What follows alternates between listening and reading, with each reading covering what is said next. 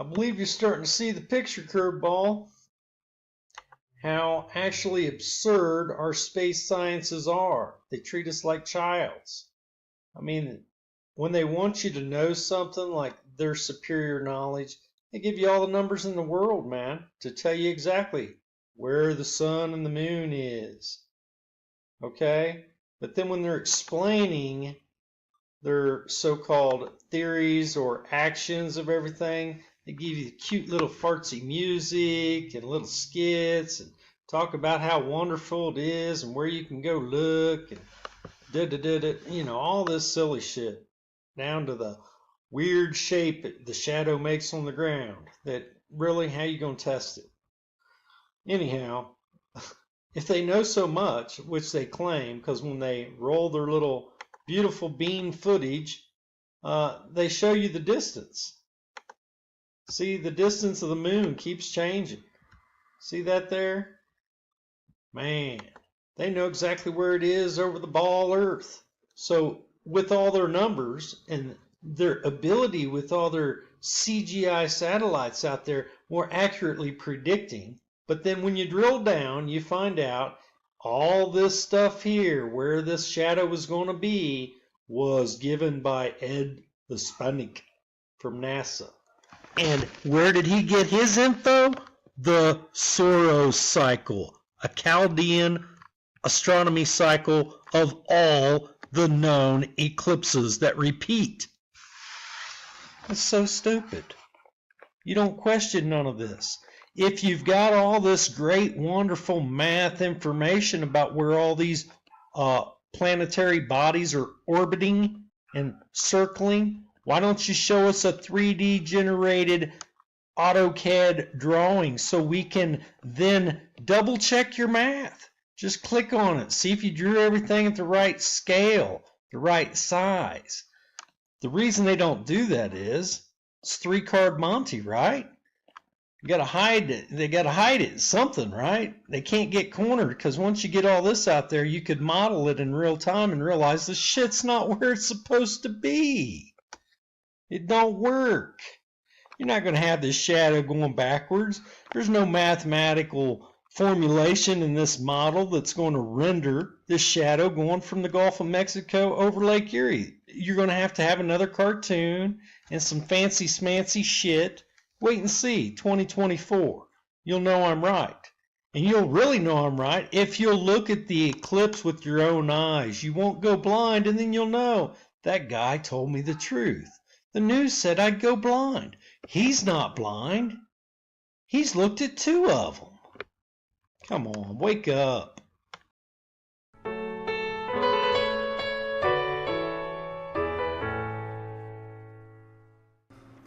Okay, here we are once again. Let's take a look at this.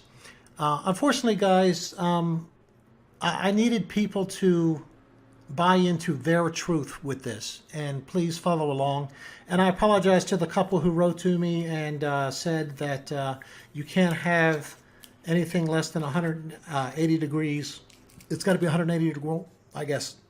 I don't know if it's 181, but it's got to be over 180 degrees on a sphere. That's absolutely not true. That's what they want you to believe. But if you want to believe that's true, and there's no way to impossible, I'm very happy with that. Very happy with that. Because if we can show that that is impossible, but yet we do it on a supposed sphere, then that will prove that it's not a sphere. So I'm glad all the globe earthers believe that you cannot have what we're talking about cannot take place on a sphere.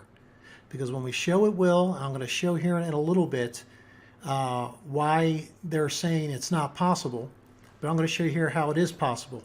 Now let's look at the equator here. Here's what I did. I did the opposite of what Dave did. I went from the equator to the towards the South Pole, so to speak, if we are a sphere. And guys, you know, 1 or 2 people said it's impossible what you did. You wouldn't get those results. Guys, how freaking lazy can you get? Do it yourself. Show the results yourself. You're going to sit there and say, oh, that's not possible. It's just not right. Do it. Show it. That's why I said, try to get a big ball or a globe or a beach ball or something. Do these things. You can do these things instead of just sitting there saying it's impossible. Why do you delude yourself? Learn what it's like to do real science. People are so deluded they can't even try to do it themselves to see if it's true. They'll go punch up a calculator because they don't have to do anything. Say, oh, that's impossible. But I've been out to sea 3 years. This thing is absolutely possible. The captain of the ship at point A over here tells the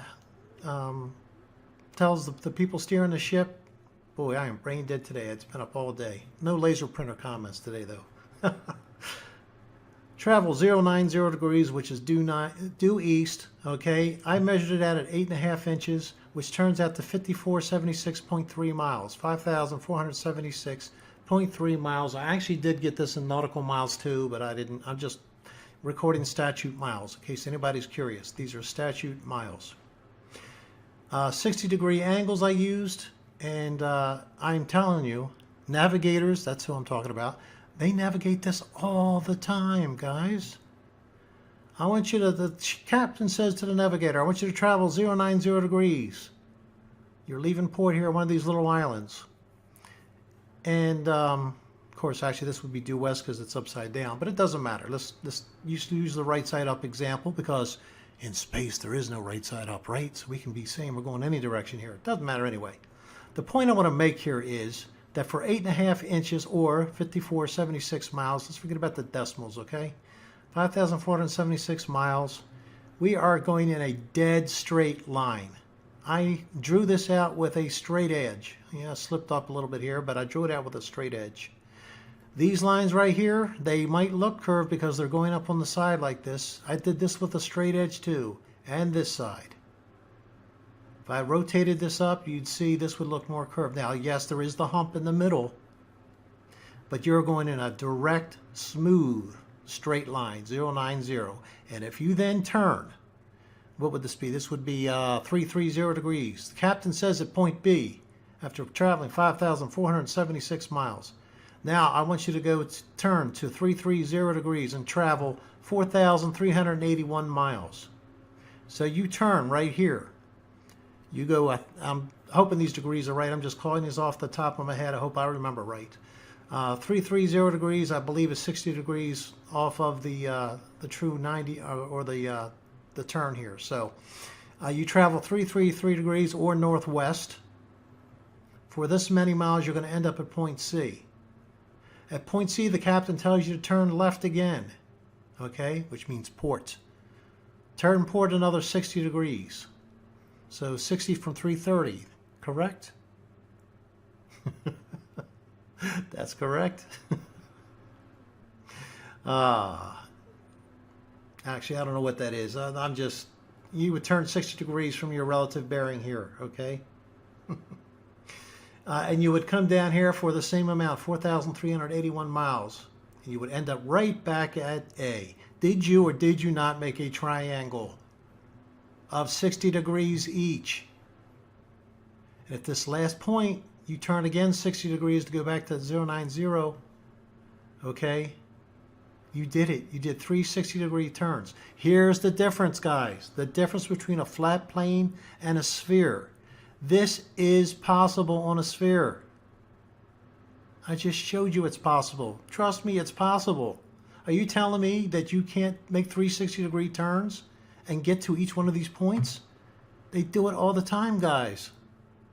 Do you think there's some place on the earth where there's probably some perfect alignment of 3 60-degree angles of islands from one another that you can travel to? Trust me, it's not going to be impossible. Just simply because it forms a triangle on a sphere and it's less than 181 degrees. This is absolutely possible. But if you want to believe it's not, like I said, that's fine. I'm fine. I'm down with that. Not possible in a sphere? Good. So when we go with straight lines, no curve and humps at all, which is what I'm going to show you here in a little bit, there's going to be no excuse. I am totally up with you saying that science says you can't have a 180. And what I know, I've been out there, guys. You can make any kind of pattern you want. Just because it's a globe. The difference is 2 of the sides will be shorter. That's the difference. Not that you can't make 180 degrees and come to 3 points. Because you can. You're looking at it. So, but if you want to say it's impossible, that's fine. Because that's even, when we show that it is possible, or let's say, let me rephrase, if we show it is possible using unbent lines, then that will prove absolutely that what they're telling you is a lie, isn't it? So let's go ahead and take a look at this in a little bit of a different way. Then I'm going to show you how, well, one thing that is different is we will probably have to need a much larger area than I was talking about before, because people aren't going to believe little teeny, it's a 4-inch difference, things like that. They're not going to believe it if it's 4 miles difference. But you know what I mean. And again, guys, do this yourself. Don't say it's impossible. Lay it down, measure it out, get a protractor out, measure 60 degrees out. I guarantee you, you draw the lines far enough, you're going to intersect. You're going to make a triangle on a sphere, and it's not going to be more than 180 degrees. Amazing. Now, for it to be isosceles, yeah, it would have to be flat, but that's the whole thing. If we end up with isosceles, and somebody also made a good comment, we don't need 360s. We can do this with other angles. Absolutely. Absolutely. So we're going to find the place to do it. We are absolutely going to find the place to do this. And wait till I show you what I've mapped out so far. Anyway, this is the first thing here. Okay, here's what everybody is pretty much agreeing to. Thank God. If we live on a sphere and we get a large enough distance between the 3 points, A, B, and C, with blue being the water and each landmass is right at sea level, then we could not have the 3 points, if we went far enough, where the rope, let's say, the chain, the laser, whatever, would not be interfered with by the water. Does that make sense? Okay, hopefully you can see that. By the way, guys, this will also eliminate or include concave as well. But anyway, by saying it is impossible to have 360-degree angles, and I know this isn't 60 degrees here, this isn't a good representation, but if I could do it this way right in perspective, we would have 360 degrees, say an island out here, an island here, an island here. We put all 3 stakes at 1 foot above sea level, and you should not be able to shoot, let's say it's 2 miles away each point, okay? That would be 36 inches below the water line would be where the laser would have to shoot through if it was level, or whatever device you're using to measure. So everybody says you cannot do this if it's a sphere. So if we do this and it works and the water isn't in the way, and we are at sea level at all 3 points, which actually would be something more like this. Of course, it would be flat water. Let me go ahead and do that. Okay, this is pretty much what I am talking about right here. Let me go ahead and try to bring this down so you can see what I mean. Try to give you a little depth there. Okay, so in the middle here, all right, that's an island that's 60 degrees out from this point, 60 degrees out from this point. We measure the base, we go out, we go to that spot. It could be floating in the water. We could be sitting there with a boat. We could have 3 people in the water.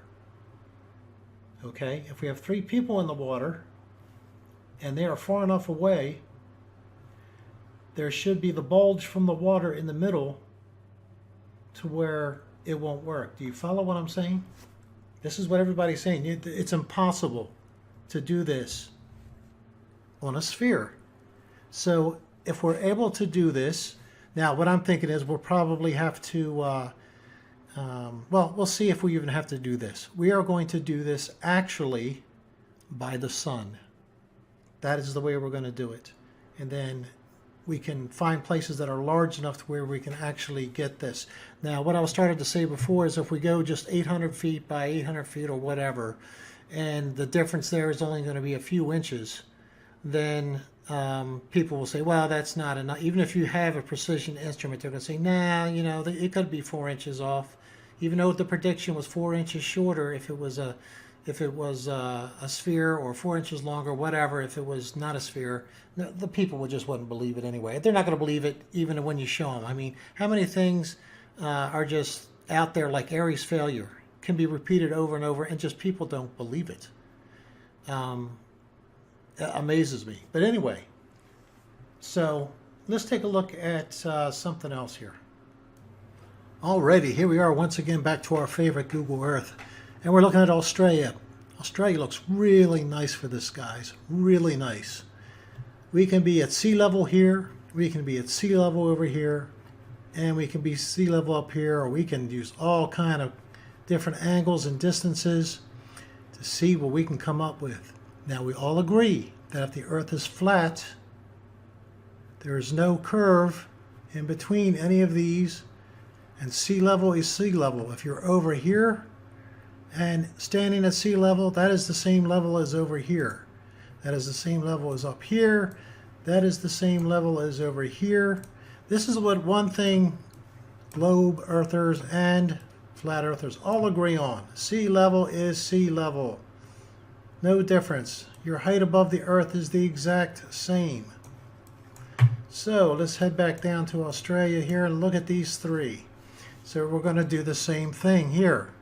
Now, on a larger scale, remember one of the base, okay, here's the difference. If it's a flat Earth, all three distances at 60 degrees will be exactly the same. Correct? So let's say this isn't going to be the exact example. This is going to be in another video. Yeah, this is one we could possibly use, but I want to go even simpler. Let's say the better get north up there, or otherwise people say I'm cheating. Okay. You know, the sun travels along the equator. Let's just say this is, it looks like it's a little bit off, should be up a little bit higher, but let's just say this is the equator.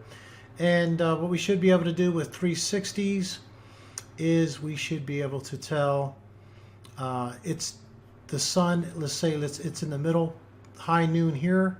Is it the same distance to this, and to this? Because if it's the same distance to all three, it's flat. If it's a different distance to two of the points, it's a sphere. Make sense? It will in the next video. Thanks, guys. That's the next step here. You guys want to say it's impossible? That's what I was hoping we were saying. Can't make a triangle on the Earth. And if we can ever do where we go out there, one person said, or I think it's a combination of what somebody said and me thinking up. My brother, he's a welder. He could weld together 360 degree pipes, and we could run like rope through each one, so we know we're coming out at 60-degree turns. Or we could affix lasers to the edge of them so that we know that we're coming out at 60-degree turns. And then we can stand at a certain distance away that's necessary, do this at the same point above sea level. And if there's no Earth in between that's curving to block us, that means there is no curve. Just the way it is, guys. So I'll end this video, to be continued. Take care, guys.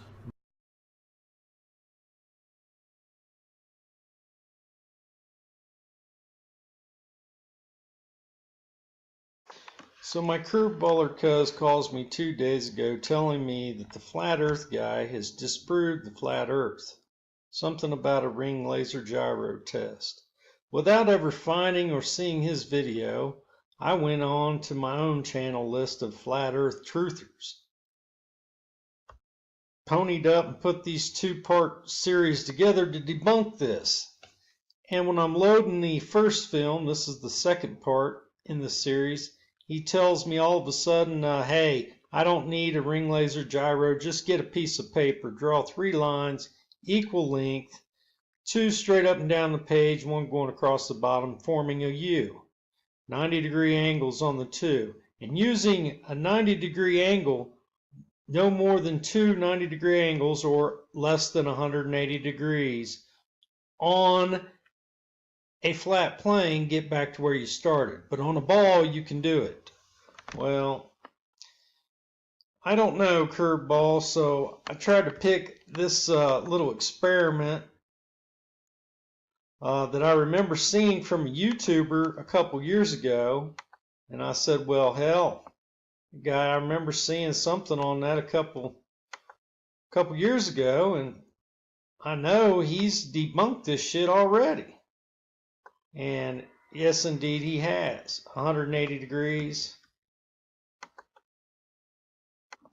And again, not such a big channel, 53,000 people, I guess. But here you go, curveballer, because check this out. Remember, question everything, you know. But the one thing you don't want to seemingly question is the reason I put this part together.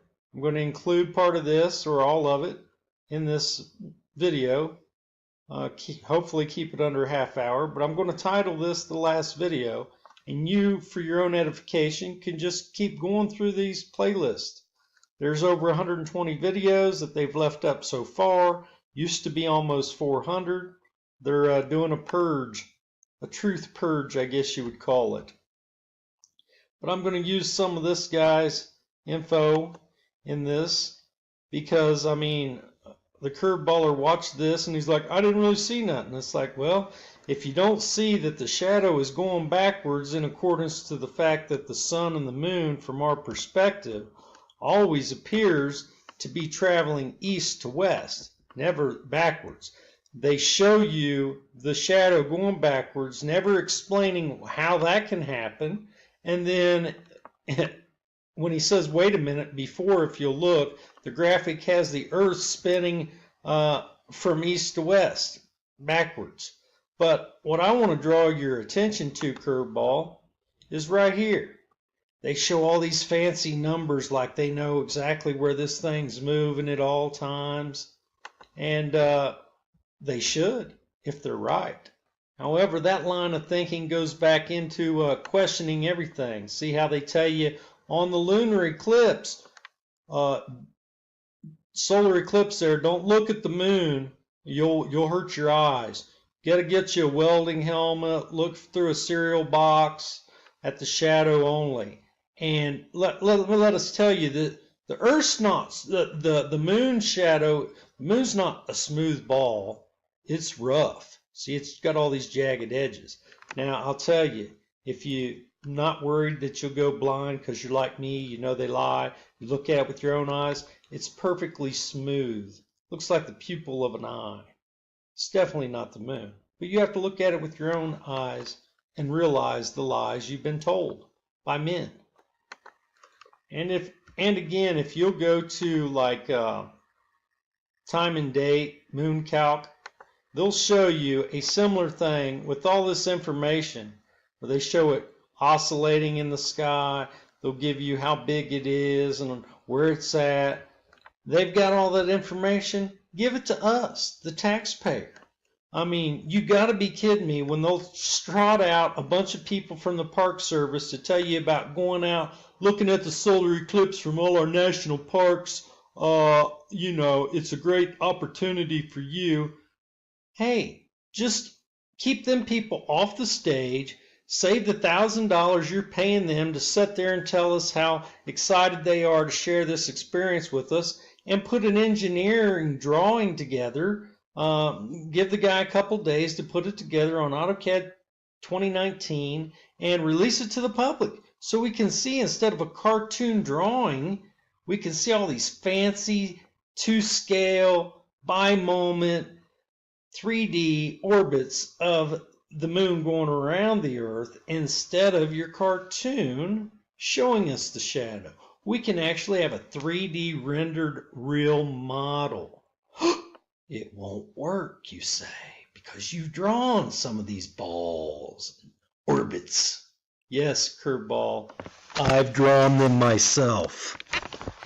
They don't work. It's like Johnny Cochran said, if it doesn't fit, you must have quit. That's why they can't get nailed down in telling you exactly where it's at in its orbit, giving you the numbers, giving you actual details. Keep it fuzzy. Keep you in the dark and feed you shit like you're a mushroom. Wake up. I really hate to belabor the point and really hammer this down, Curveball, but this is propaganda and I want you to see it. It's only a 2-minute film. I mean, a little over 2 minutes. Right at the 2-minute mark, you get this guy with their little doodad music showing his little CGI cartoon satellite, and they tell you a lie right to your face. Lunar Reconnaissance Orbiter. Thanks to this, they're getting all this stuff. They then go on to tell you all this shit they're getting from it in data sets, right? I've already talked about why don't they provide us the data? Let us review it. No. We know why. It's not real. But he tells you, but thanks to this little satellite buddy out here, we can more accurately predict where these things are going to show up on the ball Earth. More accurately. And that's a lie. These paths are already determined. They repeat. Like I said, you got to know your history or you're doomed to repeat it. It's called the Soros cycle. They've got the Chaldean astronomers' Soros cycles dating back millennia. That's what they use. Check it. You'll know I'm right. A solar eclipse occurs when the moon moves between the Earth and the sun, blocks the sun's light, and casts a shadow on the Earth. When the moon completely covers the bright disk of the sun, that's a total solar eclipse, and it happens roughly every year and a half somewhere on Earth. A partial solar eclipse is more common, happening at least twice a year. A lunar eclipse, on the other hand, is where the moon moves behind the Earth, so it's now the Earth blocking the sun's light on the moon, creating a shadow on it with a red tint. The easy way to remember the difference is to remember what gets darker. With the solar eclipse, the sun gets darker, and during a lunar eclipse, the moon does.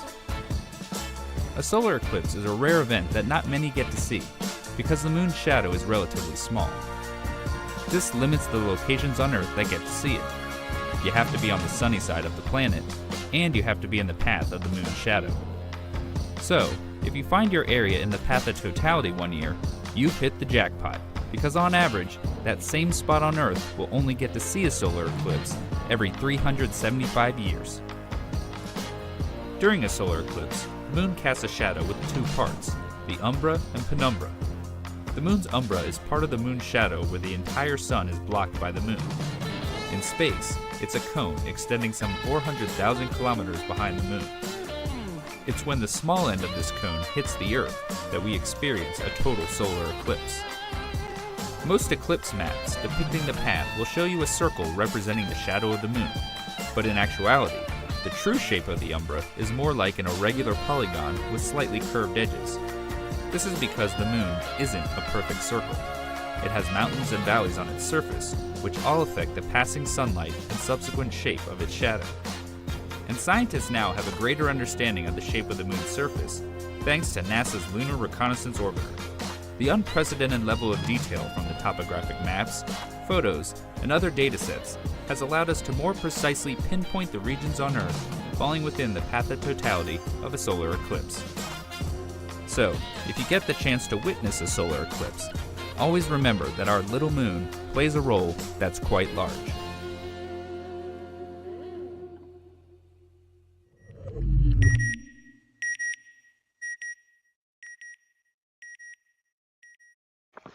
In closing, Curveball, let me just say, seek the kingdom of heaven and Jesus while you still can.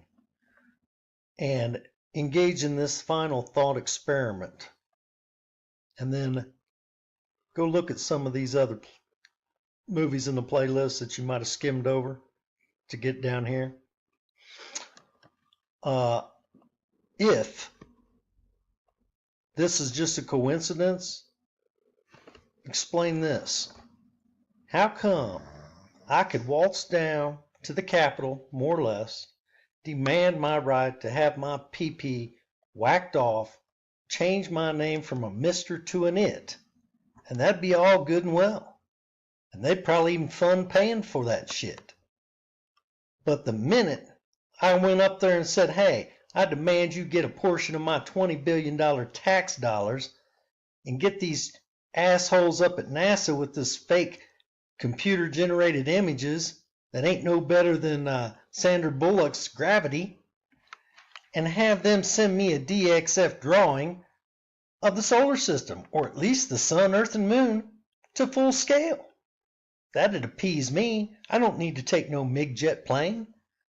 They send me DXF of this thing drawn to scale, like they claim AutoCAD the company did in 1982. I got no problem as long as I can double check it, DXF it into my software instead of buying a $400 license for 1 year. Then I can check it at my leisure. Ensure that it's right. They won't. They can't. You don't require a supercomputer to run a damn orbit configuration.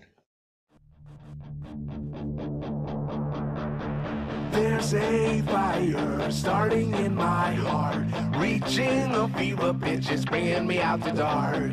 Finally, I can see you crystal clear. Go ahead and sell me out, and I'll lay your shit bare. See how I live with every piece of you. Don't underestimate the things that I will do. There's a fire. This upcoming solar eclipse on August 21st really has the Flat Earth community buzzing. It also has the globeheads frantically trying to justify the ball.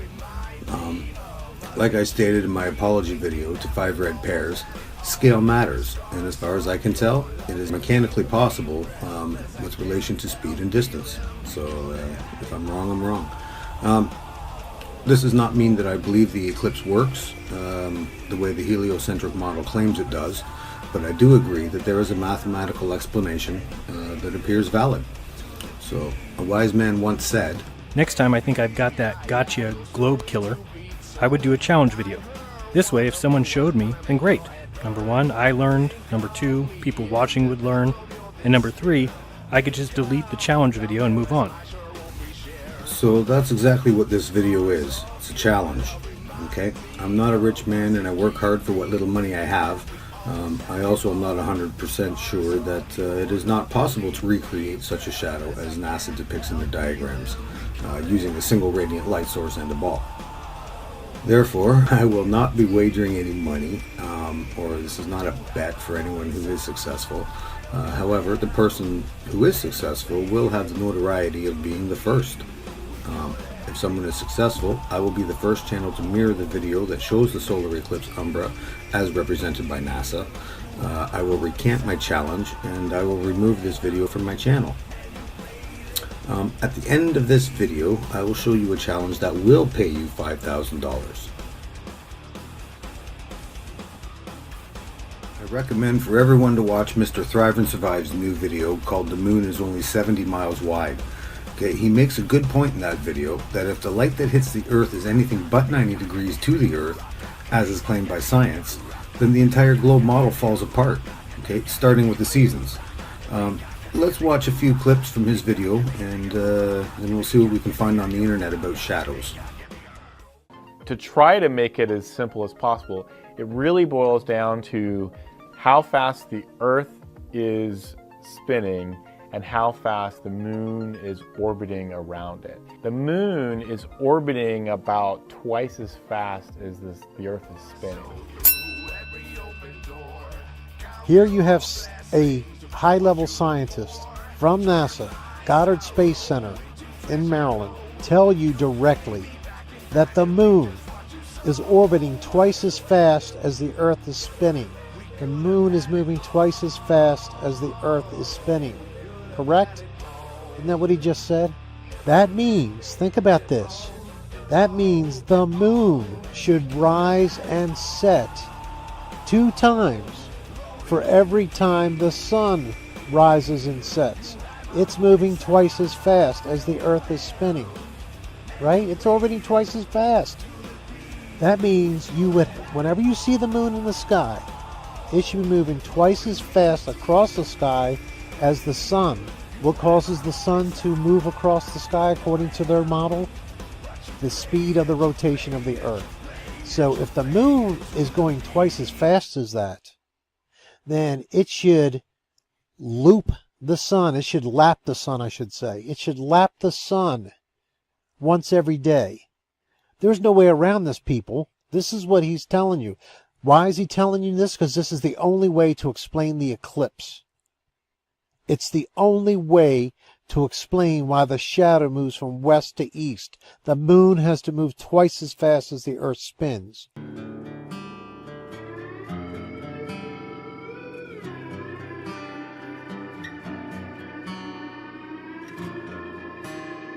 We're going to shift gears big time now. Now let's look at something here before we go on. A little bit of a review, okay, guys?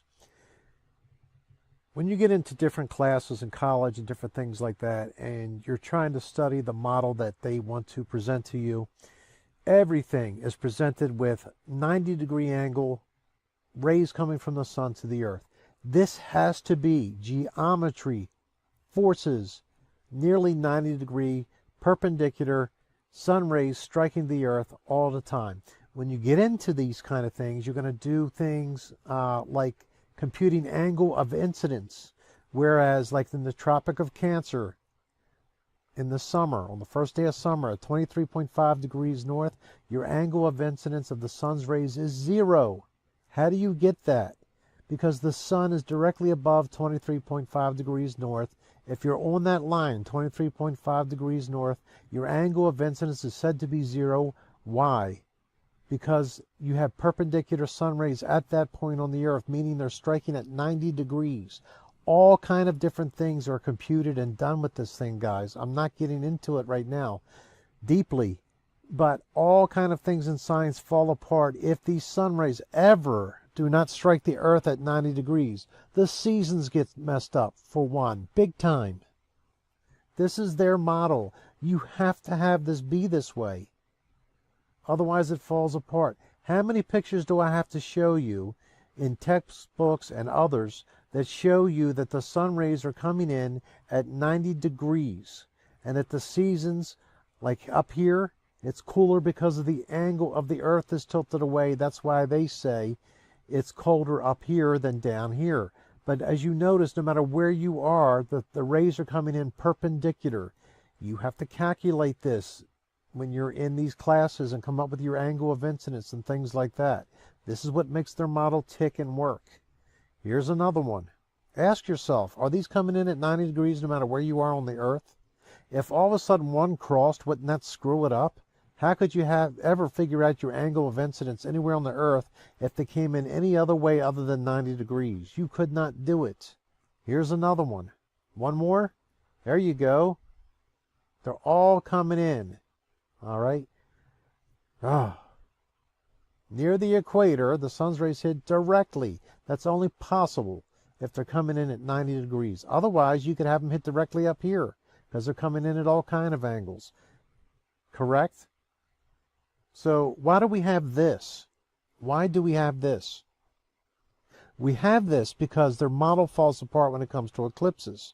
The lie is exposed. Heavy stuff.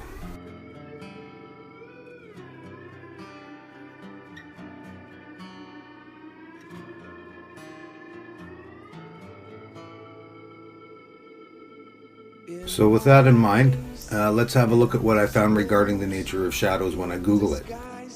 So this diagram shows a pin source of light, and only an umbra is created. There is no penumbra. A globe believer might say the sun looks bigger than a point source of light, and I will agree. It looks more like a disk from our perspective, so right below that diagram I find this. This looks natural. It's exactly what we would expect to see from a shadow, just like the results from this little experiment with a single light source.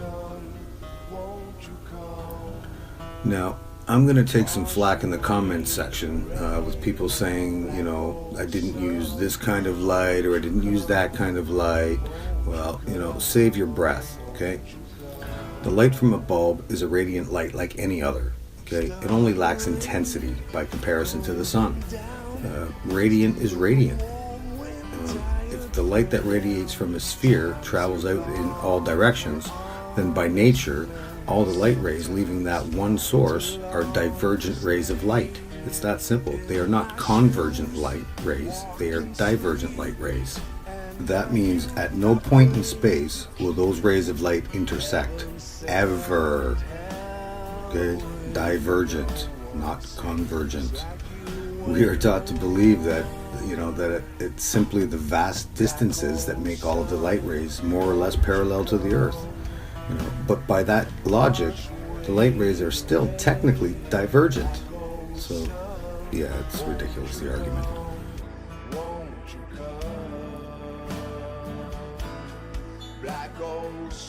Anyways, here's how a shadow behaves when light rays are parallel. Notice that at no point does the umbra get smaller than the ball. Yet NASA would have us believe that the umbra is so focused that when it contacts the Earth's surface, the shadow is only 100 miles or so across. It's tiny, Well, as far as I can tell, all of the tests and studies by physics sites all over the internet all tell the same story when it comes to the nature of light and shadows. Okay, light from a pin source all the way up to parallel light rays clearly show that the umbra never gets smaller. Okay, this is what we see in the natural world. End of story.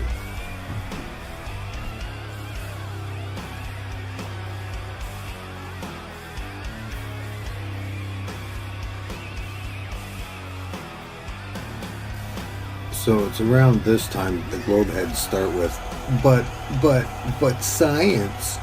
Okay, save it. I just showed you the science. Okay, the challenge is to prove it wrong. This way we both learn something, okay? I tried to prove it wrong and I failed miserably. Imagine that, huh?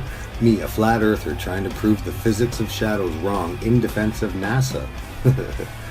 Anyways, I found 2 ways to recreate the NASA version of the umbra. I found this little experiment that was done by a university. I think the picture speaks for itself. The light source, the moon, and the globe all in line, and the shadow is as natural as it could be. But introduce a lens to manipulate the light, and the shadow changes. Actually, 2 lenses. One is directly in front of the light, and one big one between the light and the moon. I found another way to make a pointed shadow as well. Maybe I'll save that for another video, huh? Nah, I'm a spoiler all the way. Nothing more than a ring light. Okay, but it doesn't count for the challenge.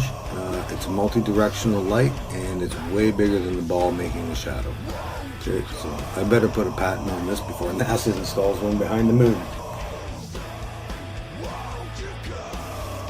Well, I guess you will have to decide for yourself. Will you trust NASA? The people that have been busted for faking things like this?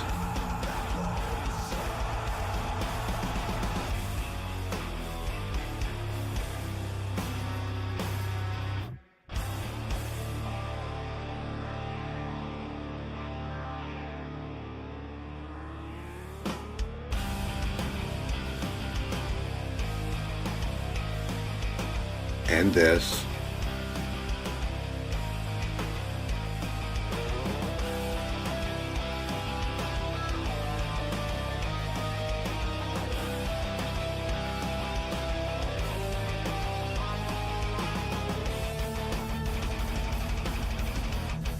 And this.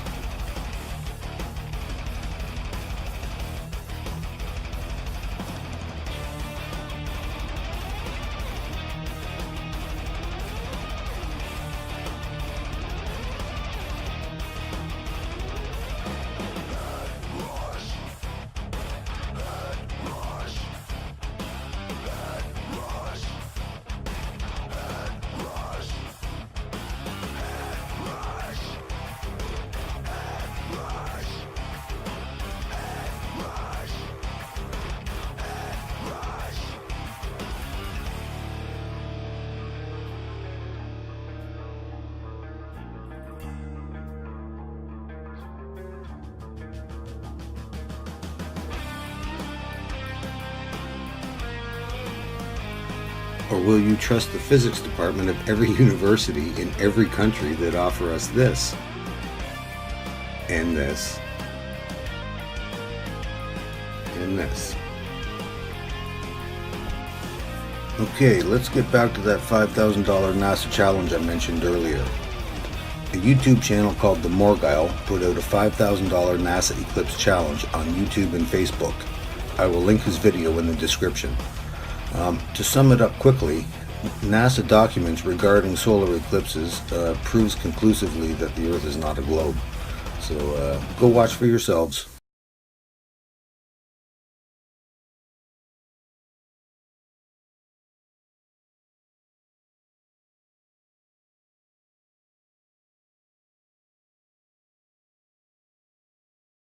Now that we've went ahead and debunked you can't get back to where you started in less than 180 degrees on a ball Earth, only on a flat Earth, so that proves it's not flat, argument that you make, Curveball.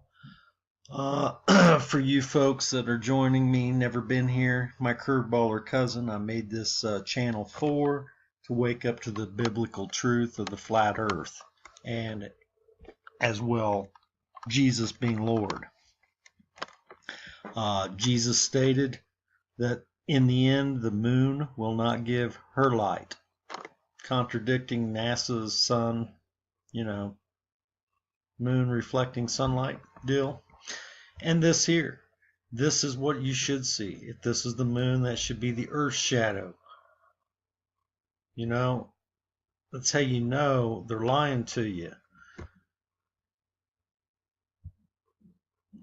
Again, cartoon drawings, making the light appear not parallel, giving you this. But if it was this, you would have to use the math and apply it correctly so that the diameter of the shadow is the right way. The reason they come up with the umbra penumbra garbage is so they can get a shadow that is tapered, right? And you've seen how this man gets a tapered shadow with a lens. Again, there'd be a dome. It goes back to the rainbow over your head. You can make a rainbow in your house, but you got to have a mirror and water. What's providing the mirror and water outside? You see, all you need is some common sense. They always flip it when it fits their needs. They'll create an idea that'll go along with their belief, but then when you analyze it, it falls apart. It doesn't match reality. And that's all I'm trying to show you. Use logic and common sense and what you see in reality. I'm just trying to wake you up to these facts. That's why I replied here to Joe, because he gets it. At least one person got it. I didn't waste my time. It's like I'm Morpheus and you're Neo. I can only show you the door, though. You have to go through it. You have to accept this truth, these different information. This is a good history of the Protestant Reformation and how they was trying to snowball people with the Bible. I want to include some of this with the audio from a prophecy speaker on YouTube, and play his audio with the Ezra scripts that back up what Jesus said, along with this video footage from Web of Lies for your edification. And remember, Curveball, you're talking in the background during this movie, Cuzzy, about how come I don't believe the ISS when I can go out, look at the ISS tracker, find out when it's coming over my head, and then take a picture of it. Now, why can't I see that and believe that space is real, the International Space Station is real? All I want you to do is question, why would it all those cities and paths that it's going to pass over, the ISS, if you track and plot it on a flat Earth equidistant map like the 1892 map that's got a patent on it, if you plot those, they make perfect circles over a flat Earth. But if you plot it on a globe, it's a sinusoidal path. But you never see footage from the International Space Station where they're turning north, turning right, turning left, to make that sine wave pattern on the ball Earth? See, it don't make sense. That's why they give you cartoons. This is drawn to scale. This is not a cartoon. This is the actual numbers. This is the diameter of our sun. The green ball that you can see here is the diameter of the Earth. And in front of that, right in the center, is a little gray ball that is the moon. And over here is another gray ball drawn at 5 degrees off of the Earth. But it should be 5 degrees off the sun, not the Earth. Anyhow, you can't even see the gray ball. It don't line up with the diameter of this. We're looking from the perspective of the sun back toward, right? It's lined up. It should be the same diameter. Think about this. That's what they tell you. It's 400 times bigger and further away. Wrong. They drew it too big, too close. It doesn't fit. Scale matters, bro. A lot of this stuff is taking place in China. A lot of these developments with genetic modification, this beast credit score system, which we haven't talked about on this show, but if we have time, we will. And then in Japan, you have this AI Buddhist god that they've put in the temple. So those are the things we're going to be trying to discuss today. Let's start with the China CRISPR twins. Headline says China CRISPR twins might have had their brains inadvertently advanced. Now, give me a break. Inadvertently? They think we're so stupid, people. They think we're so stupid. Let's read this. The brain of 2 genetically edited girls born in China last year may have been changed in ways that enhance cognition and memory, scientists say. The twins called Lulu and Nana reportedly had their genes modified before birth by a Chinese scientific team using a new editing tool, CRISPR. The goal was to make the girls immune to the infection by HIV, the virus that causes AIDS. Now, new research shows that the same alteration introduced into the girls' DNA, deletion of a gene called CCR5, not only makes mice smarter, but also improves human brain recovery after strokes and could be linked to greater success in school. Okay. Now, I'm not buying that they were just trying to genetically modify, so the AIDS thing is kind of the cover for what they're really trying to do, which is they're trying to build, through genetic modification, improved intelligence. That's why I keep telling you, there's coming a day, and I know this sounds so bizarre, folks, but all you have to do is look at what's going on. And, you know, when I used to say this stuff 4 or 5 years ago, even I had to think, man, the things I'm saying are kind of crazy. But now here it is. 4 or 5 years ago, I was telling you there's going to come a day when you're going to see non-human humans walking around. They're human, but not really human. Kind of like in the days of Noah, we had the Nephilim walking around, the giants. That's what's coming. And here we have 2 children who have been born, who've been genetically modified. These are just the ones that we know about that have been genetically modified. And they're saying, well, it's a good chance that their intelligence is greatly enhanced as well due to the genetic modification. But it was inadvertent. It was inadvertent. Well, can I read these 2 scriptures from 2 Esther real quick before we go further? Because 2 Esther prophesies about children in the last days, about this issue. So I've got 2 scriptures here. Let's just read them both. Let's start with 2 Esther chapter 5, 12 verses about the end of days. Here's what it says. It says, "But about the signs, look, the days will come when those who live on the earth will be seized with great terror. The way of truth will be hidden, and the land will be barren and devoid of faith. Injustice will be multiplied beyond what you yourself see and beyond what you have heard of formerly." By the way, doesn't just the first couple of verses sound exactly like the days you're living in? "The land that you now see holding sway will have no one left to walk upon it. and people will see it desolate. But if the Most High grants that you live, you will see it thrown into confusion after the third period of time. The sun will suddenly start shining by night, and the moon by day. Blood will drip from wood, and stones will speak out. Peoples will be troubled, and natural courses will be changed. A person no one on earth expected will come to power, and birds will migrate together. The sea of Sodom will cast up fish. It will utter sounds in a voice that many don't know, but all will hear its voice. Chasms will open up in many places, and fire will be shot forth frequently. Wild beasts will roam beyond their territory, and women will give birth to monsters. We focus on that one a lot. Women will give birth to monsters. I'm waiting for the day where millions, or maybe not even that many, but hundreds or thousands of women get genetically modified, altered babies so that their babies will be super intelligent, and then who knows what they give birth to. Verse 9, salt water will be found in sources of fresh water. Friends everywhere begin to fight each other. Reason will be hidden. Listen to this. Think about the culture you're living in today,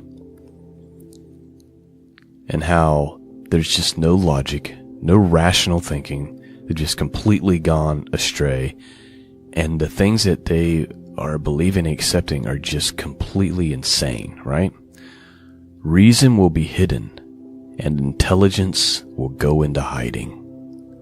Many will look for it, but they won't find it, and injustice and lust will be multiplied on the earth.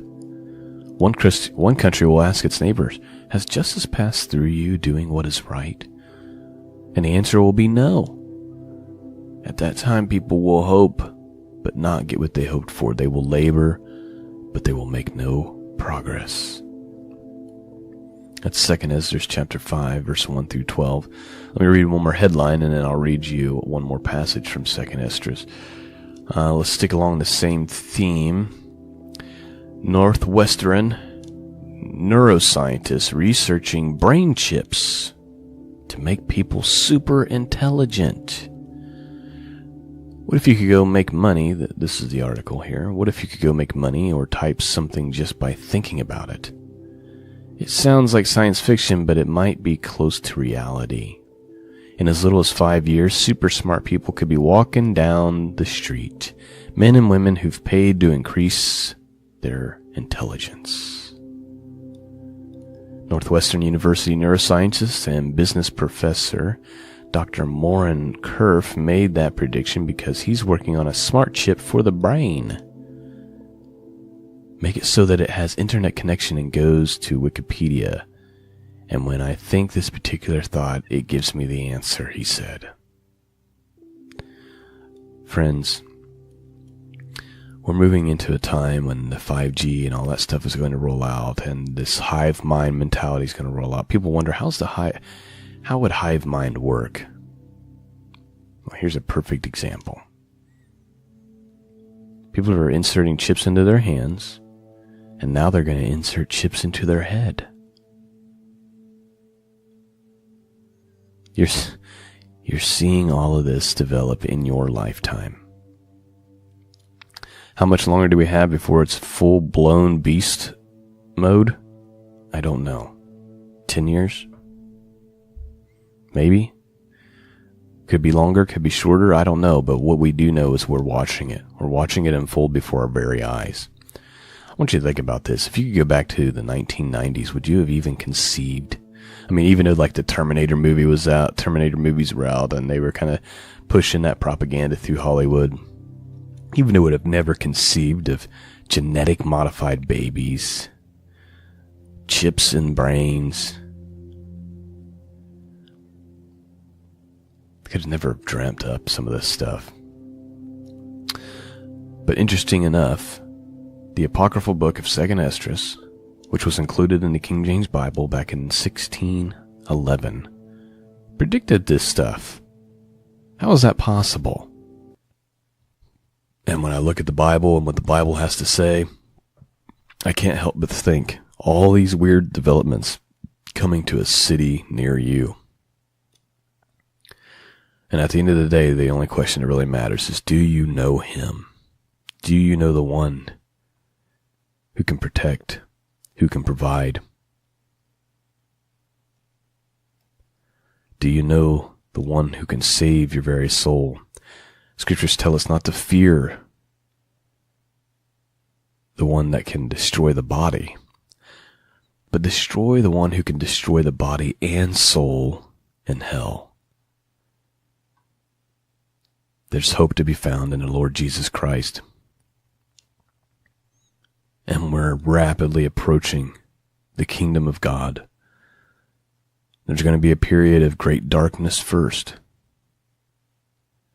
but then the kingdom of God is going to come.